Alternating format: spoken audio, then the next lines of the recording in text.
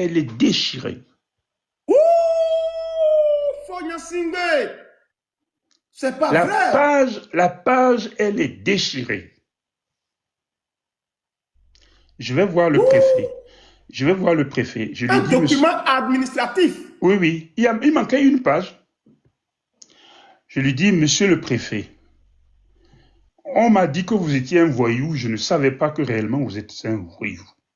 C'est qui ce préfet-là? Comment il s'appelle, s'il vous plaît, monsieur Kofi? C'était le MOBA, là, je ne me rappelle pas son nom. S'il vous plaît, aidez-nous. C'est quel préfet? C'était qui le préfet là? Le préfet dont parle monsieur Kofi. C'était en 2010, hein, on peut le retrouver, il n'y a pas de problème. En tout cas, toujours est-il que Oui, et continuez. Donc vous lui avez dit on m'avait dit que vous êtes un voyou, mais je ne savais pas que effectivement c'était la vérité. Que c'était vrai, vous êtes un vrai voyou. Il me dit, mais grand frère, c'est pas moi, c'est les termites. Il a dit quoi? Ce n'est pas moi qui ai enlevé votre feuille, c'est les termites. Les termites. Les termites ont bouffé la feuille. Et c'est seulement vous? C'est là où il y a votre feuille là que les termites je dis, c'est ça. Des termites à deux pattes qui n'ont bouffé qu'une page, la mienne. Je vous crois. Je vous crois, monsieur le préfet. J'ai tout recommencé.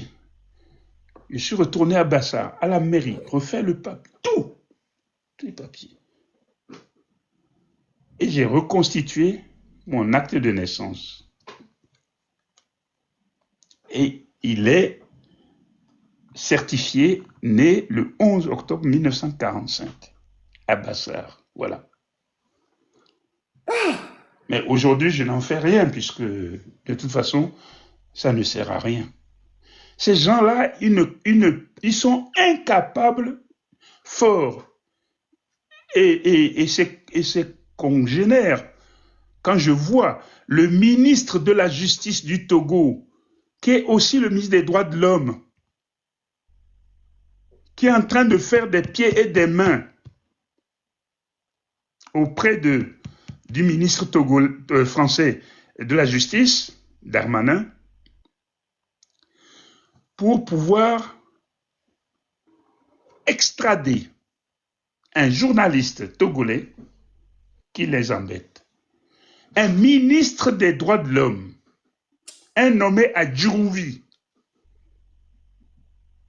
qui a été lui-même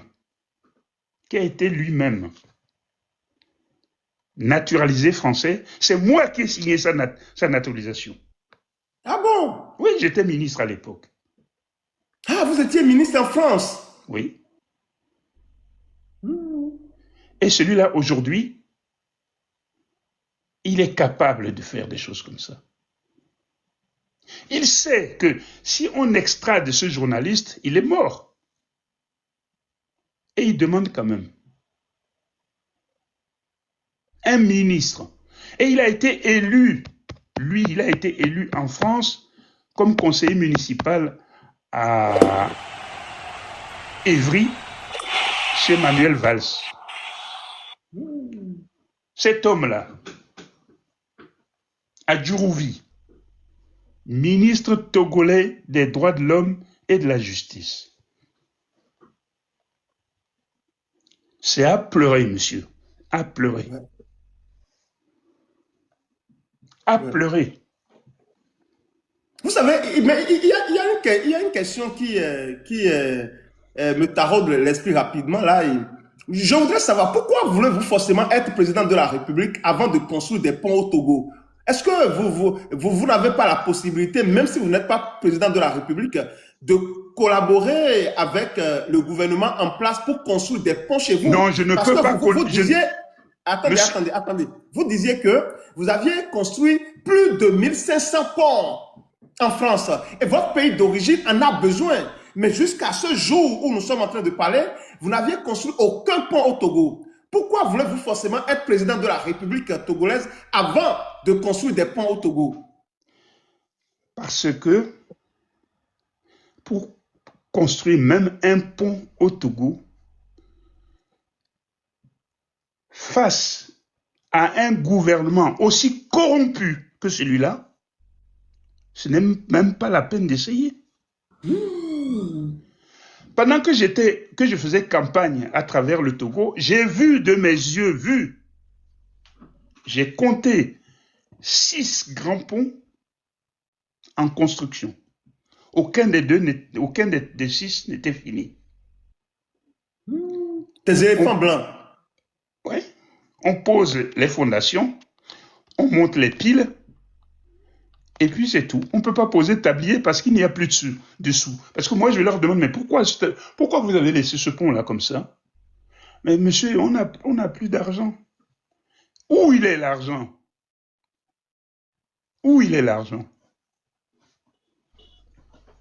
Fort Nyasingbe, où est l'argent? 6 ponts dans le nord du Togo. 6, rien que dans le nord. Entre Sotoubois et Sinkassé. 6 grands ponts de plus de 100 mètres de long. Hein. C'est des grands ponts. Voilà. Oui, mais je me demande. C'est la corruption du rez-de-chaussée jusqu'au 50e étage. La corruption a gangréné le pays depuis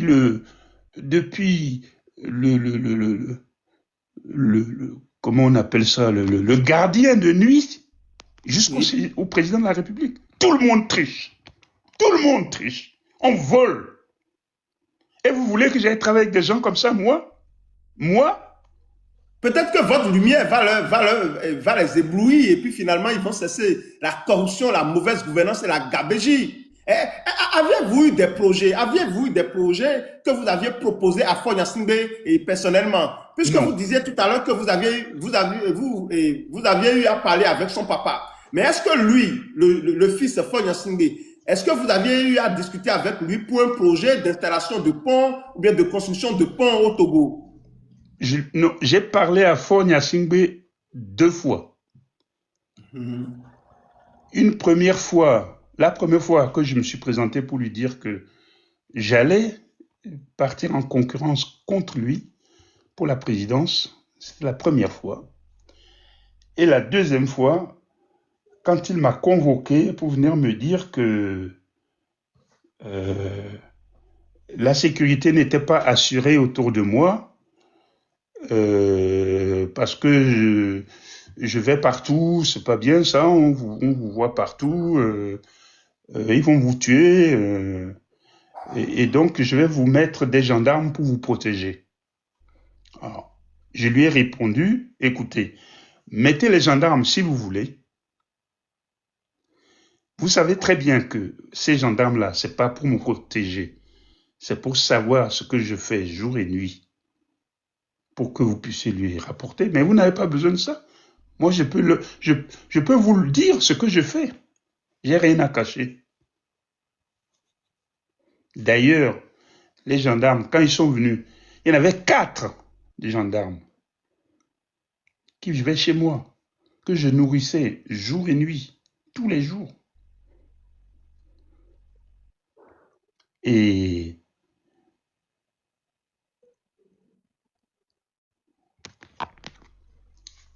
je leur ai rédigé moi-même des papiers. Voilà. Vous n'avez pas besoin de vous fatiguer pour dire ça à votre chef. Moi, je vous rédige ça. Vous n'avez qu'à recopier et puis vous lui dites. Voilà. J'ai fait ça aujourd'hui. Minute par minute, j'ai fait ça. Voilà. Et ce que j'ai dit, mot pour mot, ce que j'ai dit, Fort ne me fait pas peur.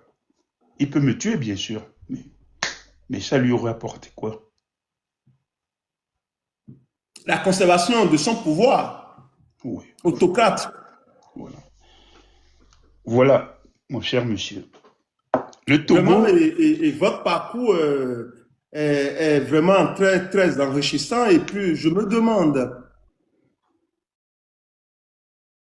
que faire maintenant pour le Togo nouveau, monsieur Kofi? Que faire? C'est ce que nous sommes en train d'essayer de faire.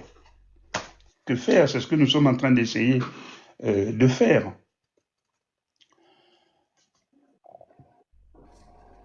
Il faut absolument, mon observation autour de ce qui se passe au Togo m'indique que la société intégralement est sous éteignoir.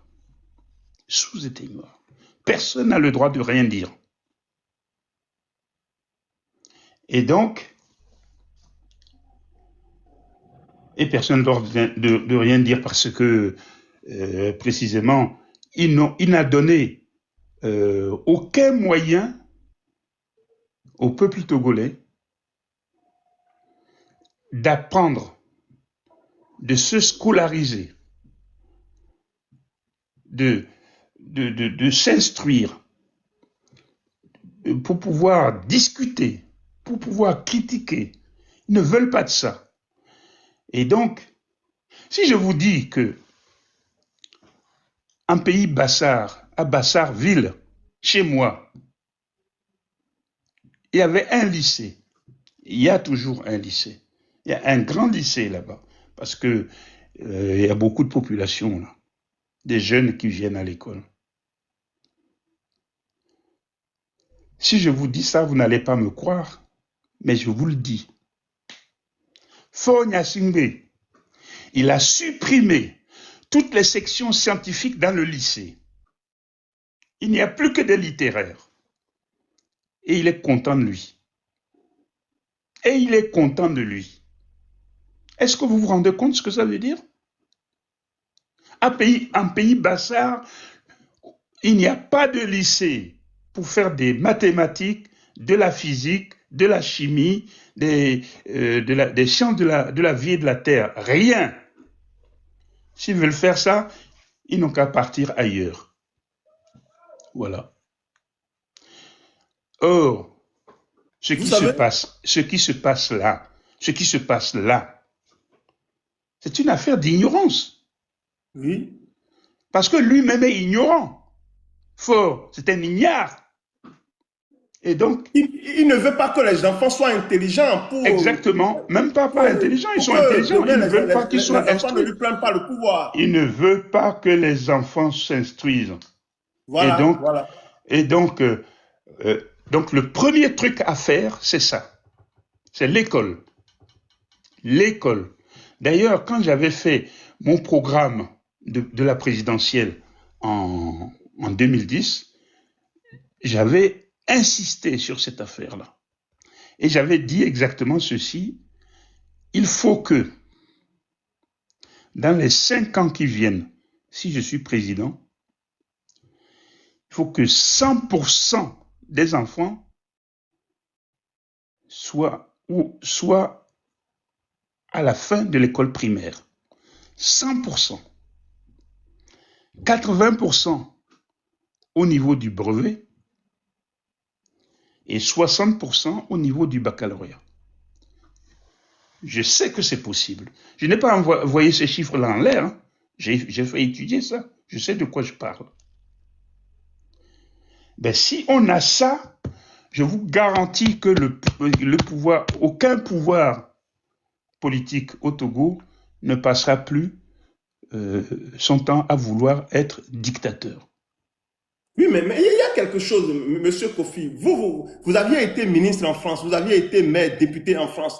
Mais nous savons tous ici que le gouvernement français a toujours, bien les gouvernements français ont toujours soutenu Faure Gnassingbé, la dictature au Togo. Et que faites-vous là-bas pour que, les Français, ces gens-là cessent de soutenir la dictature au Togo?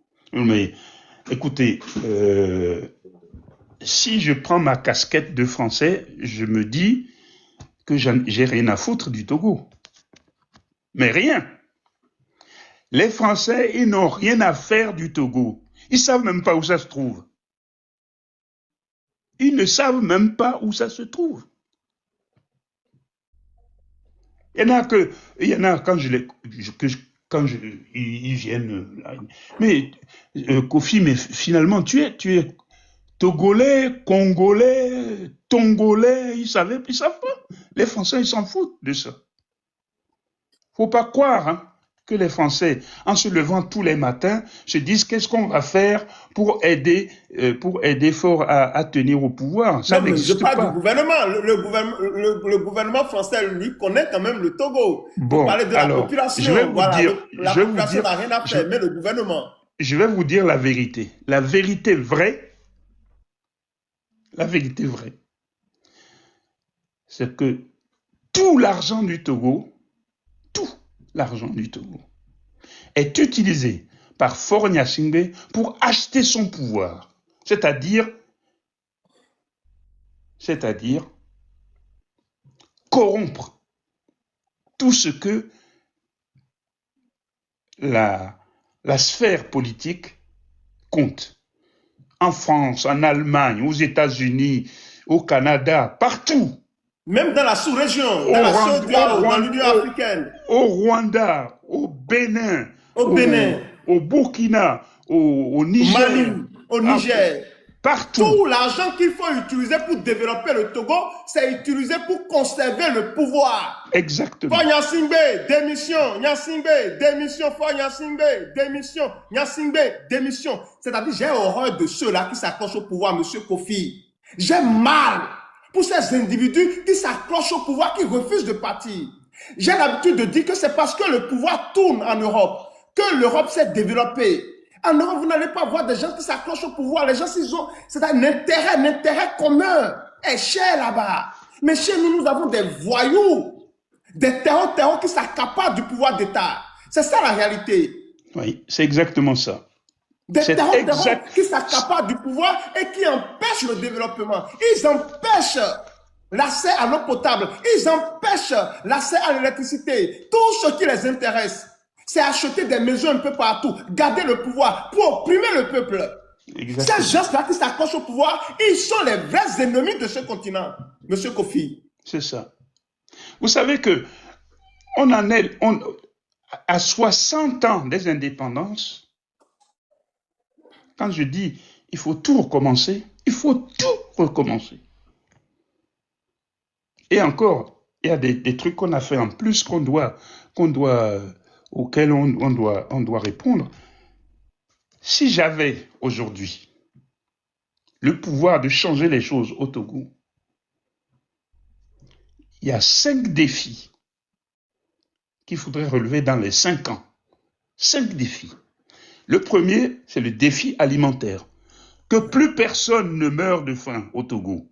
L'autosuffisance alimentaire. Que tout le monde mange 3 fois par jour et qu'il y ait abondance. Le défi alimentaire, on en est là aujourd'hui. Vous vous rendez compte? Le deuxième défi, c'est la réconciliation nationale. Parce qu'ils ont fait tellement de conneries dans ce pays que personne n'est prêt à leur pardonner s'ils ne demandent pas pardon. Les assassinats crapuleux, les méchancetés de tous ordres, le vol des terres. Vous savez qu'au Togo, les problèmes fonciers, c'est une bombe nucléaire à retardement. Ils ont tellement fait de conneries que ça demande de nommer un ministre spécialement pour la réconciliation nationale. Un ministre pour ça. Pour retrouver la sérénité. Et donc, c'est le deuxième défi. Le troisième défi, c'est l'accès à l'instruction générale, à l'éducation et à la formation, pour tous. C'est par là qu'on va saisir l'hydre. C'est quoi l'hydre? L'hydre, c'est le monstre de l'Antiquité qui avait des dizaines et des centaines de bras. Voilà, tu en coupes un Il y en a 2 autres qui sortent, etc. Et donc, on ne peut pas attraper. C'est ça, l'hydre. Ouais, voilà, ok. Merci beaucoup à vous. Voilà. Et donc, je dis bien, le 3e, l'instruction, l'éducation, la formation. Le 4e, c'est l'accès à la santé pour tous. Est-ce que vous vous rendez compte qu'il y a un hôpital à Lomé Un seul. qui est pompeusement baptisé le centre universitaire, non, comment on dit ça? Hôpital universitaire de Lomé. Le CHU. Il y a un CHU au Togo. Et dans le CHU, je l'ai vu, on ne m'a pas raconté. Je l'ai vu. Au moment où je préparais cette présidentielle, on m'a dit, il faut qu'on prenne votre sang, qu'on vous juge pourquoi, on fait des tas de trucs qu'il fallait prendre. Je suis allé. Il n'y avait même pas d'eau pour soigner les gens, pour laver, pour l'hygiène. Les gens sont couchés partout, dans les couloirs. Un CHU, monsieur. Un CHU. Il n'y a pas d'eau. Et pendant ce temps, Fonya Singbe est riche de plus de 8 000 milliards de francs CFA. Oui, absolument. Pour lui seul. À lui tout seul. Mais il a tellement d'autres chats à fouetter qu'il s'en fout du tout. Il s'en fout. Mais ce n'est pas grave qu'il s'en fiche du tout, mais qu'il s'en aille. Puisque ça ne l'intéresse pas, qu'il s'en aille. Et qu'il laisse la place à d'autres Togolais qui sont capables d'essayer autre chose. Alors, j'en étais à mon 4e, c'est l'accès à l'emploi des jeunes. Voilà. Dans ce pays où tout est à faire, tout, les routes, les rues, les trottoirs, l'eau potable, l'électricité, la campagne, tout est à faire, et on vous dit que les jeunes sont au chômage. Allez comprendre. Tout est à faire, vous m'entendez? Tout est à faire. Voilà. Eh bien, on a beau dire ça, il n'y a rien qui avance. Rien. Rien. Il ne veut pas partir. C'est lui le plus fort, le plus doué, le plus... Voilà. Et voilà. Vraiment, c'est malheureux. Alors, M. Romaekson levait le doigt. Est-ce que vous voulez ajouter quelque chose rapidement? Parce que, voilà, le live, la seconde partie, nous allons monter des gens. Voilà. Pour vous poser des questions, M. Kofi. Mais avant, nous allons écouter M. Romaek. Oui, j'aimerais seulement ajouter 2 choses. Première chose, comme le grand frère Kofi parlait, actuellement, 70% des problèmes qui sont devant les tribunaux au Togo concernent le foncier. 70%, je suis un homme de sciences sociales, je parle avec des chiffres. 70% des problèmes qui sont devant les tribunaux au Togo sont fonciers. Ça concerne la terre. Ferdinand Haïté est venu faire une conférence en 2019, ici chez nous à Bremen en Allemagne. Il a dit que le problème foncier au Togo, c'est une guerre, une bombe à retardement. Il avait dit ça. J'ai encore la vidéo. Deuxième chose que j'aimerais vous dire, moi je suis du Sud. Le grand Kofi il est du Nord. Je t'assure que quand moi j'étais à Lomé, tous les collégiens au Togo savaient qui est Kofi Yamniam. Quand tu arrives au CEG en 6e, on te dit qu'il y a un génie togolais qui est en France qui s'appelle Kofi Yamniam. C'était un mythe. Tout le monde voulait devenir Kofi Yamniam. Parce qu'on sait que dans le pays du Blanc, il y a un noir qui construit des ponts, un noir qui est dans l'administration, et un Africain, un Togolais encore. Ça donne de la fierté. Je te parle en tant qu'homme du Sud. Il est du Nord, mais même dans tous les collèges du Sud, tout le monde savait qui est Kofi Yamniam, sans l'avoir vu. On ne l'avait jamais vu, on ne le connaissait pas, mais on savait que là-bas dans le pays du Blanc, il y a un Africain qui est Togolais, qui s'appelle Kofi Yamnian, c'est un génie. Voilà les deux choses que j'aimerais ajouter. Oui.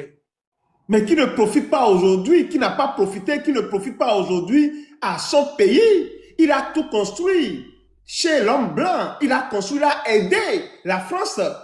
Il a tout donné à la France. Et le monsieur, il a envie de contribuer au développement de son pays. Mais Faure Gnassingbé, le dictateur, et ses amis, ces généraux-là, qui oppriment, qui torturent, qui abusent des femmes, ne veulent pas permettre à ce pays de connaître un jour nouveau. Vraiment, c'est malheureux. Oui, comme nous l'avions programmé, et on va commencer par monter les gens pour des questions pour le grand frère. Et chers amis, vous montez, vous aurez seulement 3 minutes. 3 minutes pour parler, pour poser des questions et soyez clairs et précis, s'il vous plaît. 3 minutes. Après les 3 minutes, on vous descend. Parce qu'il y a trop de demandes, s'il vous plaît. Donc, monsieur Kofi, on peut aller de cette façon-là? Vous êtes d'accord? On peut aller. Ok, d'accord.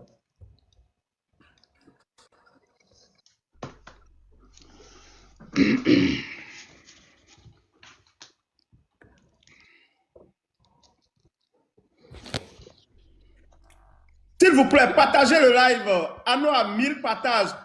Partagez le live, s'il vous plaît. Madame Emmanuela, bonsoir à vous. Bonsoir Joël, bonsoir grand frère Kofi, bonsoir Omarison. J'ai écouté avec une grande attention vos narratifs et merci pour votre engagement. Merci, je remercie aussi le ciel pour vous avoir donné la santé.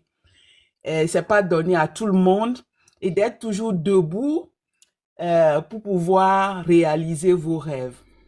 Moi, je n'ai pas de questions. Je veux tout juste vous encourager. Vous avez construit plus de 1500 ponts. C'est vraiment beaucoup. Le Togo, peut-être, on en a besoin que peut-être 300. Et mon rêve, c'est que vous utilisez toutes ces expériences que vous avez acquises pendant des années pour réaliser ces projets. Parce que quand on voit dans certaines régions ou bien dans certains villages, nos mamans, les jeunes, bref, la population n'a pas, bon, pour même traverser une rivière après les pluies, c'est avec peine. Et les gens même se noient. Donc, mon objectif ou bien ma doléance ce soir, c'est encore vous dire, vous êtes engagés, je le sais, de faire tout de ce que vous pouvez pour aider notre pays. Oui. Oui, parce que toutes ces expériences-là pourront nous servir, vraiment nous servir. Donc, je demande à tous les Togolais d'y réfléchir, comment il faut faire, comment nous allons faire ensemble, comment chacun de nous peut apporter sa pierre à la construction pour que ces vœux soient réalisés. Les ponts, nous en avons besoin, nous en avons besoin. Dans toutes les localités togolaises, nous en avons besoin. Donc, voilà ce que je voulais vous dire. Et merci à Joël de vous avoir accepté pour venir encore nous édifier et partager quelques expériences avec nous. Moi, je pensais vous connaître, mais il y a certains détails aujourd'hui que je ne savais pas. Donc, merci beaucoup. Soyez en forme et voilà. Merci beaucoup à vous, Madame Emmanuela, pour votre engagement, pour votre détermination. C'est-à-dire, je suis devant un grand homme et j'ai la chair de poule. Il a été maire, ministre, député. Il a dirigé plus de 4000 Français, ou bien 4 millions, vous avez dit, monsieur Kofi. 4 millions de Français. Un Noir, un Togolais. Il a dirigé plus de 4 millions de Français. Une grande ville. Il a été ministre, il a été député, s'il vous plaît. Il a construit la France. Il a participé au développement de la France. Et il faut regarder l'état de son pays. Regardez l'état de son pays. Regardez le Togo. Nous ne sommes pas fiers de ce qui se passe chez nous. Nous ne sommes pas fiers de ce qui se passe chez nous. Faure Gnassingbé doit quitter le pouvoir. Faure Gnassingbé doit quitter le pouvoir, doit redonner la dignité du peuple togolais au peuple togolais. La souveraineté appartient au peuple. On en a marre. Trop, c'est trop. Trop, c'est trop. 60 ans de dictature. 60 ans de médiocrité. 60 ans de division, de haine.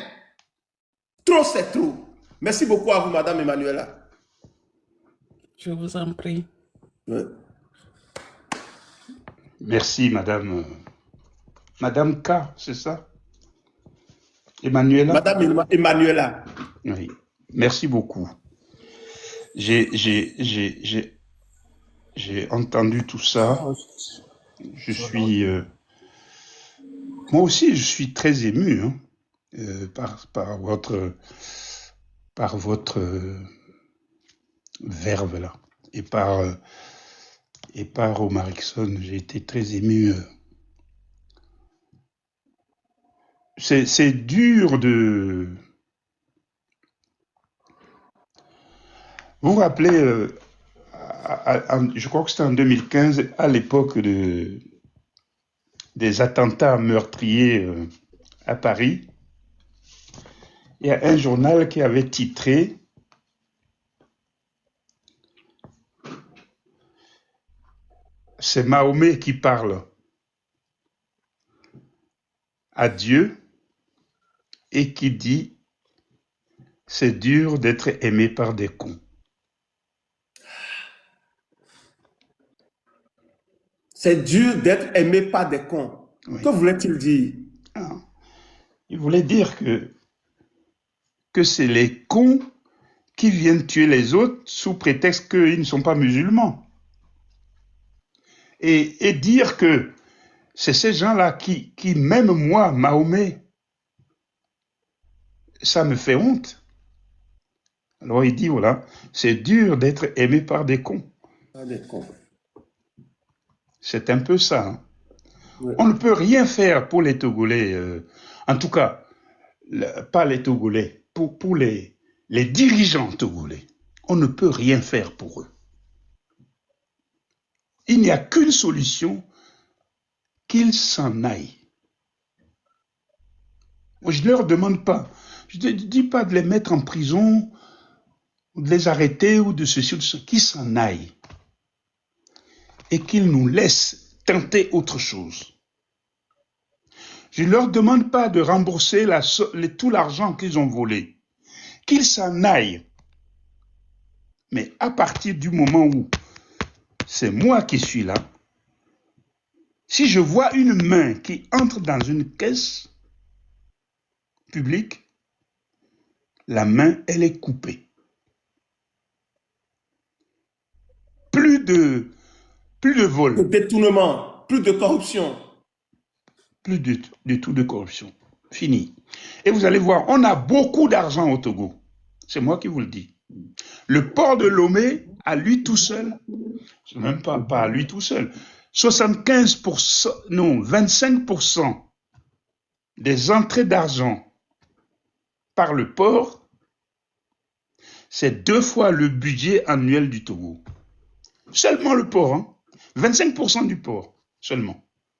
25%.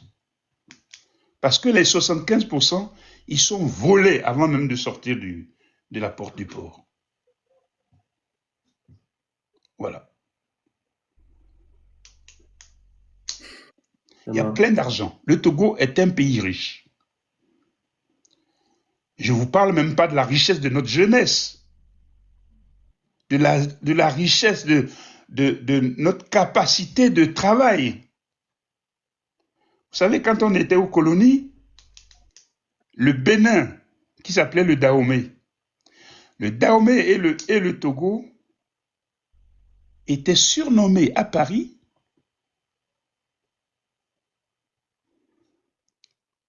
le quartier latin de l'Afrique. C'était le quartier latin de l'Afrique. Quand on est parti aux indépendances, c'était les fonctionnaires togolais qui partaient pour aider à installer ce qu'il faut pour que ça fonctionne. C'est Olympio qui a donné ça. Il a fait libérer des Togolais pour aller aider les autres. En Côte d'Ivoire, au Sénégal, au Gabon, partout, les fonctionnaires c'était les Togolais. Et même ça a été très chaud, parce qu'à un moment, je crois que j'étais en classe de 4e, donc en 1960. J'étais en première, en 1963, avant qu'il meure, 62, avant qu'il meure, il y a eu un grand mouvement de révolte des autres Africains contre les Togolais. Parce qu'ils nous ont considérés comme des colons, alors qu'on était là-bas pour les aider, parce qu'on était instruits. Les nôtres, ils étaient tous bons, ils faisaient du latin, du grec, ils étaient bons en français, en anglais, en économie.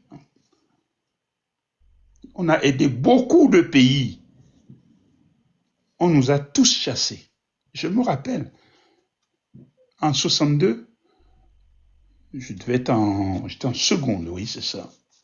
Et on est arrivé, vous voyez, Saint-Joseph, c'est sur la route de l'aéroport, là. On était là,